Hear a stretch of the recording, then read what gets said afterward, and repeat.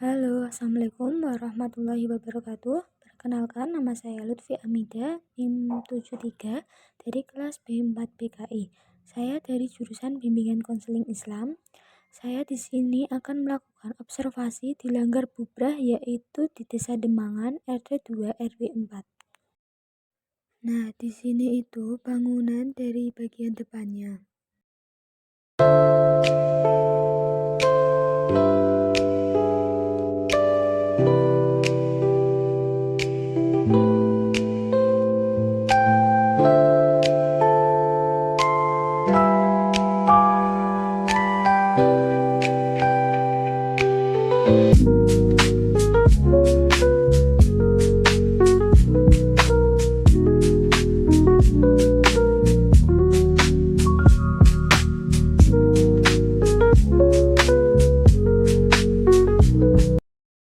Langsung saja di sini kita akan dengarkan penjelasan bagaimana sih sejarah dari Langgar Bubrah ini.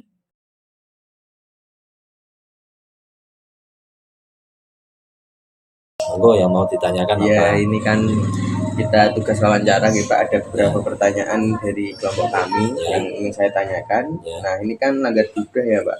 Sejak kapan sih Langgar Bubrah dikenal oleh masyarakat? Apakah ada catatan sejarah pada awal pembangunannya, awal mulanya itu? Kalau sejak kapan dikenal?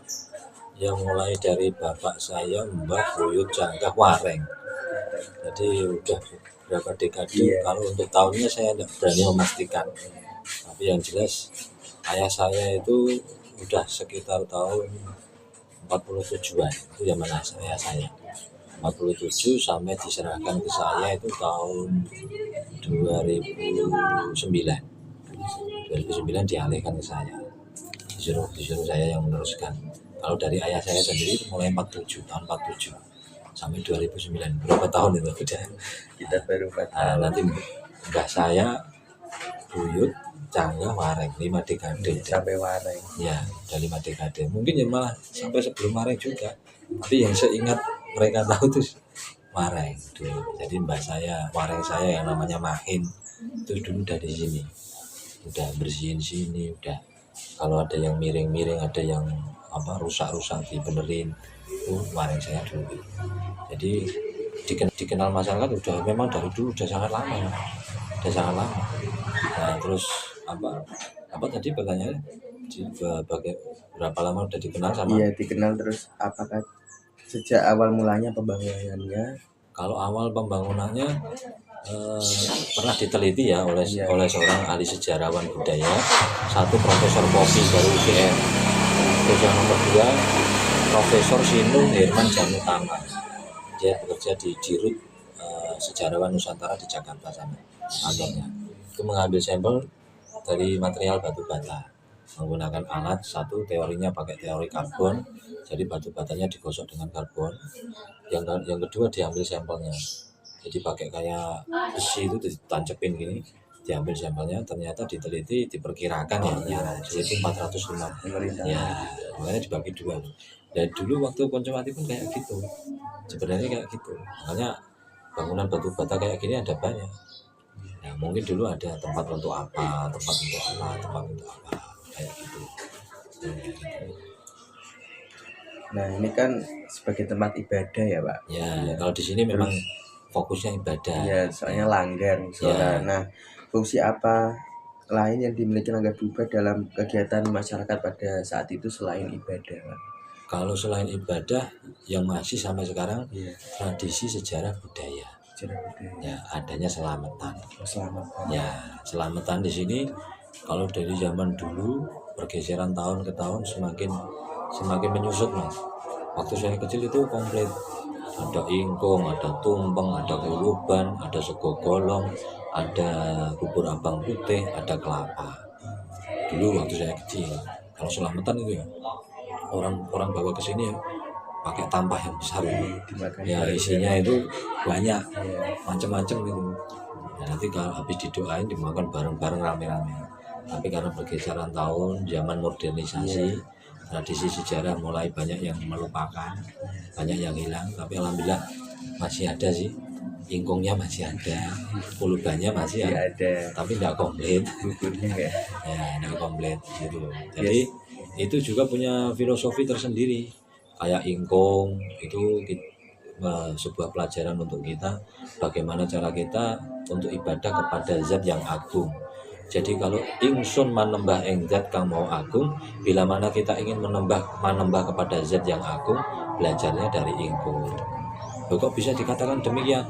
Ingkung itu bersih luar dalam. Kalau kita mau ibadah kepada Allah, bersihnya juga luar dalam. Tidak boleh orang menstruasi sholatnya, tidak boleh. Iya, Harus setelah menstruasi. Jangan habis bersih-bersih kandang ayam, masih ada kotoran ayam nempel, tidak boleh sholat. Harus dibersihkan terlebih dulu.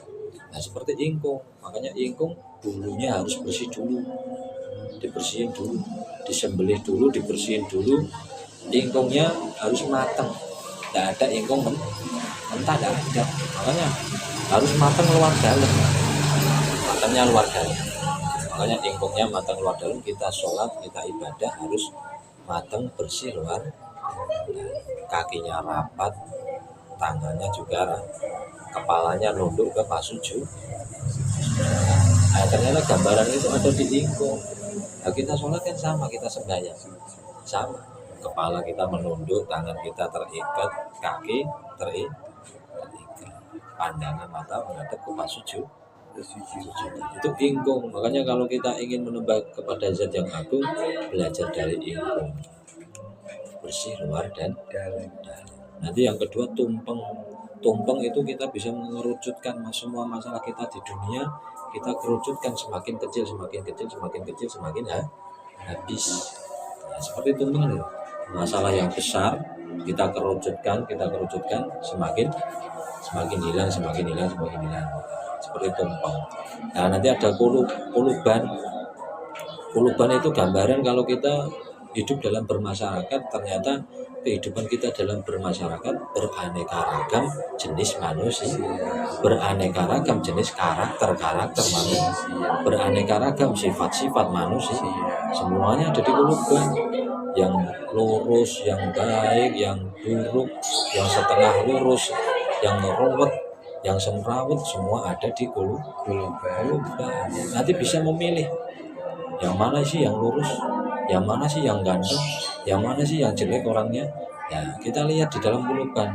Kalau kita ingin jadi orang yang lurus, belajar dari kacang panjang. Sebelum dipotong lurus, setelah dipotong tetap lurus. Berarti itu sifat manusia. Ada yang tetap istiqomah. Masakannya sudah kehidupannya juga sudah di sini harga telur misalnya 1 kilo 15.000. Oh ternyata di sana 1 kilo 50.000. Sudah berbeda. Karakternya juga beda. Orang Kudus kalau ketemu Amet Sewu, derek Langkung, oh ternyata di sana tidak ada Amet Sewu. Adanya hanya geleng kepala, misalnya. Ya, kayak gitu dalam kuluban. Makanya ditaburi kelapa. Dan nanti kalau sudah ketemu rasanya kehidupan, kita bisa memilih yang mana yang baik, yang mana yang bagus, yang mana yang tidak, yang mana yang patut dicontoh, yang mana yang tidak patut dicontoh. Apa itu? Tahu sama tempe, yang halus, yang lembut, yang baik itu seperti tahu lembut, dipotong lembut, digigit juga lembut, ditelan juga lembut. Seperti hati manusia yang bagus, yang baik, yang lembut diibaratkan seperti tahu. Tapi ada juga yang seperti tempe. Nah, yang hati-hati seperti tempe. Jangan masih punya gigi, kalau udah nggak punya gigi makan tempe. Jangan-jangan giginya malah tempe. Nah itu yang baik, yang perlu kita pilah-pilah di dalam kuluban, yang mana yang baik, yang mana yang buruk. Nanti ketemu telur. Nah telur sendiri itu kalau dalam orang Jawa nyebutnya endok. Padahal endok itu bahasa Jawa, tapi bahasa Arab yang di Jawa.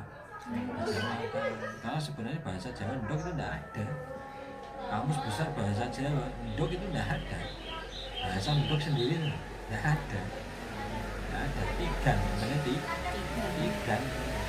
Tapi kalau endok itu bahasa Arab yang di Jawa. Seperti contoh barokah. Bahasa Arabnya barokah. Orang Jawa nyebutnya malah ada yang nyebutnya berkat. Karena yang dibungkus. Nah ini kayak gitu. Nah ini yang baik yang buruk seperti tempe ketemu telur. Makanya ketika kita sudah bisa memilih yang mana yang baik, mana yang buruk, kita akan tahu apa sih yang maknanya yang namanya telur. Hidup daun itu diangkat derajat.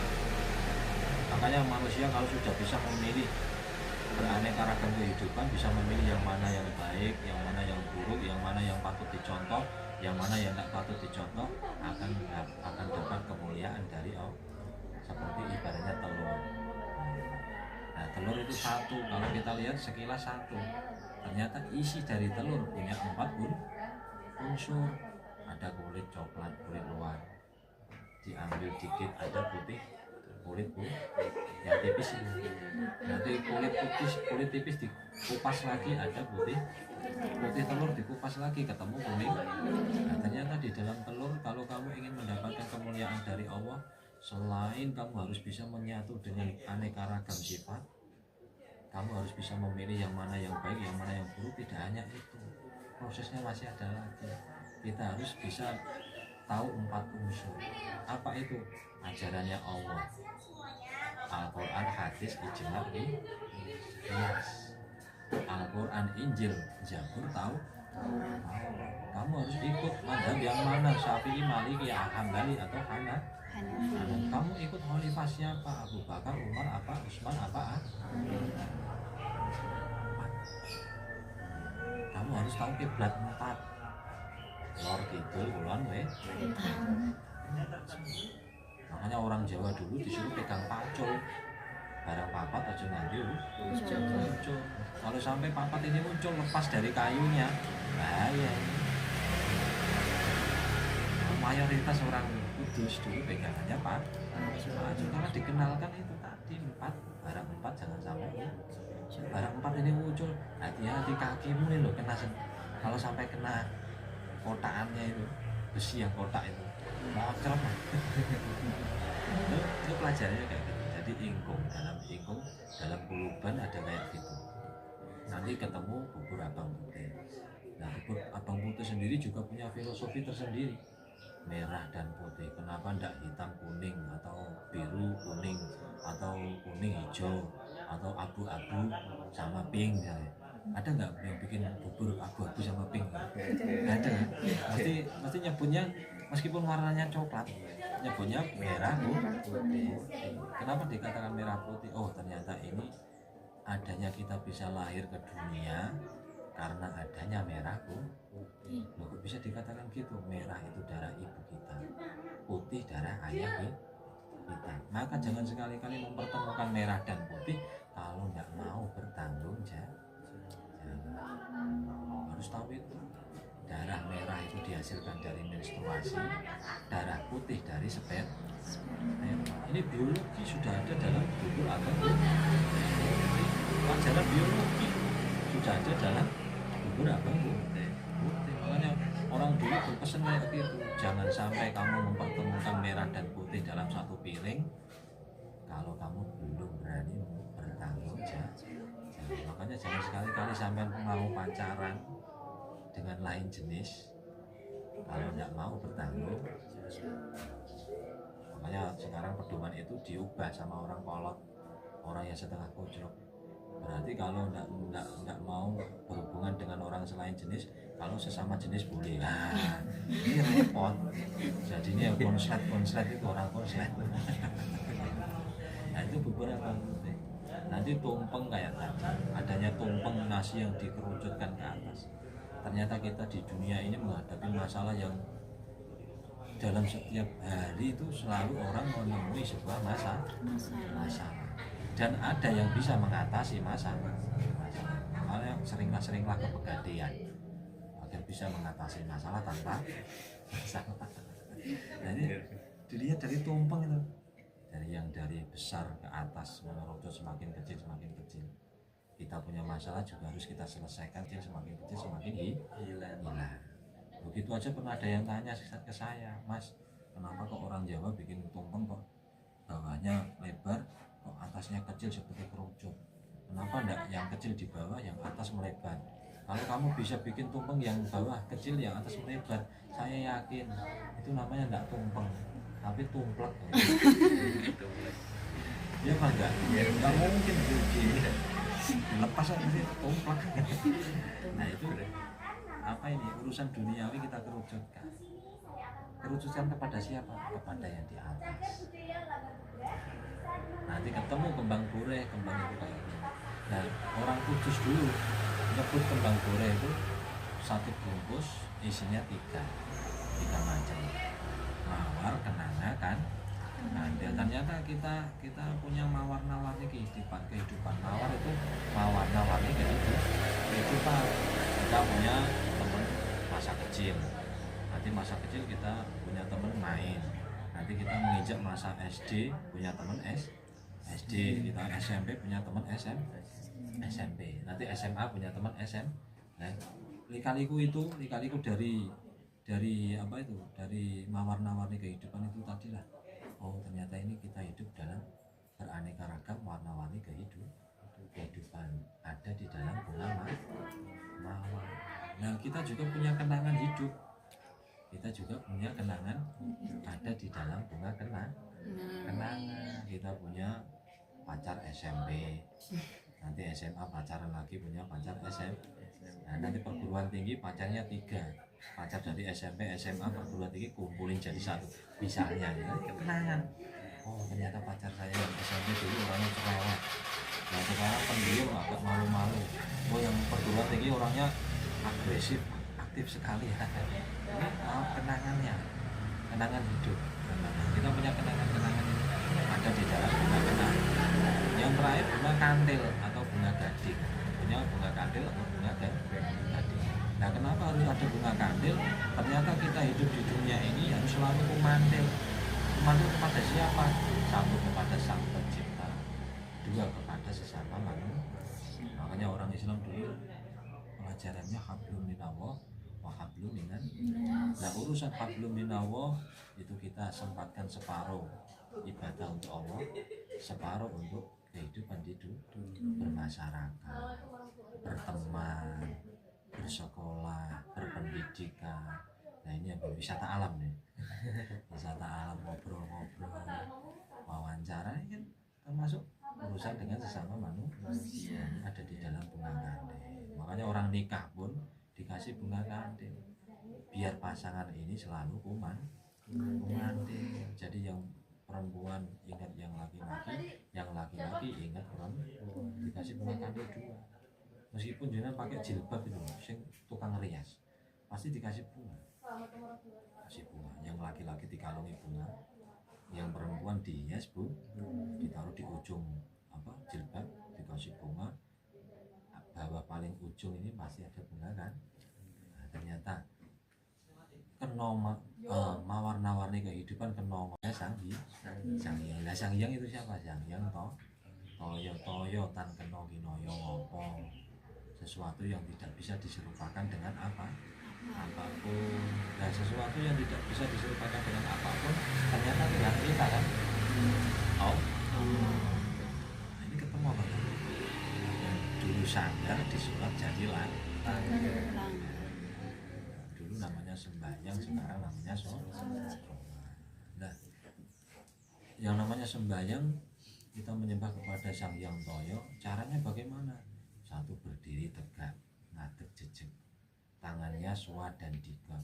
Suwa itu mengakui bahwa saya ada di dunia ini karena ada yang mengadakan. Saya hidup di dunia ini karena ada yang menghidupkan. Nah itu, oh ternyata saya ini ada. Bagaimana caranya mengakui? Ya, ini tangannya suwa dan dikep. Suwa itu mengakui, ditaruh di sini, dikep ditempelkan di atas dada. Karena di dalam dada inilah ada hati kita. Hati kita bisa yakin sama Sang Hyang Toyo, hati kita bisa yakin sama Allah kalau udah rapat, udah yakin mantap. Makanya kalau kita sholat kok udah gini, Allah Akbar, jangan kayak kamu. Aduh ini nanti jam 2 ada mata kuliah, saya belum mengerjakan tugas kuliah payah. Kunci saya masih di dalam motor. Nanti kalau dicuri orang gimana? Sholat kamu udah nggak ada Allah di sini. Ini harus kalau udah urusan gini, ya udah swadikep. Saya mengakui adanya Allah. Dan Allah akbar kabira walhamdulillah katsira wa subhanallahi wa ta'ala. Ini wajah saya menghadapkan wajah lagi. Kalau sudah gitu saya sudah mengakui adanya, sudah nggak ada lain, sudah ada Tuhan lagi ya. Nyatanya semua Tuhan sebelum zamannya Rasulullah, Tuhannya semuanya mati. Tuhan Fir'aun mati, Tuhan Berhala mati, Tuhan Namrud mati. Tapi yang jenengan ini nggak ada matinya ya, luar biasa. Saya sudah yakin, ada mantap sama jenengan. Meskipun saya nggak pernah ketemu panjenengan, saya yakin adanya panjenengan. Pernah nggak sholat jenengan sambil gitu? Pernah jenengan menghayati kayak gitu? Paling kan nggak pernah mau jenengan sholat di menit ya. Nanti habis salam, saya ada acara di sini. Nanti ada acara jam 4 nanti saya ke sini. Waduh, nanti belum janjian sama pacar saya juga. Sholatnya itu dihitungan menit. Tapi coba alhamdulillah segala semua puji kang papat itu kagungane Allah. Jadi kan kalau dari sapi sholatnya jangan mungkin 2 jam. Sholat dulu berat. Tapi awalnya kita ini kalau sholat paling 5 menit 10 menit udah lah. Itu orang-orang kuno swadan dikit. Gerakannya yang mana itu wajib ngadeg sing jejeg dengan tangan swadan dikit. Terus yang kedua tumpul tangan ketemu tumpul pandangan mata menghadap ke bumi dulu, tumpul dulu tangan ketemu jempol, pandangan mata menghadap ke namanya tumpul. Nah, gerakan dalam Islam bila mana pandangan mata menghadap bumi, tangan ketemu tumpul namanya ruku. Sama apa enggak? Iya. Sama kan? Dulunya punya tungkul, sekarang ruku. Yang ketiga, gerakan ketiga namanya tundem. Tundem itu kepala nempel ke bumi, telapak tangan nempel ke bumi, kaki nempel ke bumi. Seperti posisi seorang bayi dalam kandungan perutnya ibu.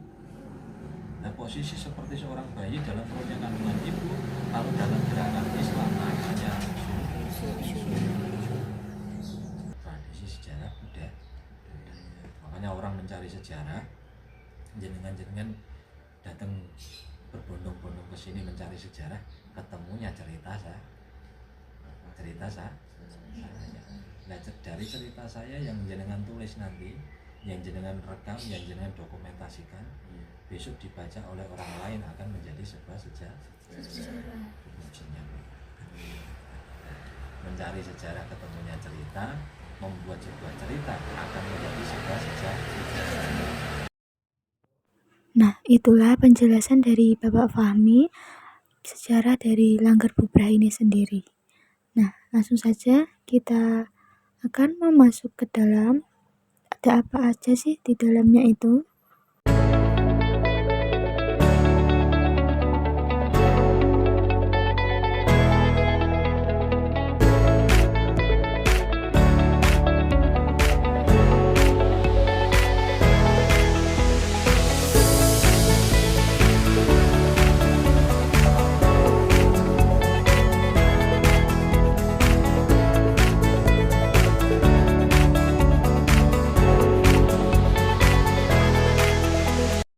Nah, itulah hasil observasi dari Langgar Bubrah ini. Terima kasih ya teman-teman yang sudah menonton. Semoga bermanfaat. Wassalamualaikum warahmatullahi wabarakatuh.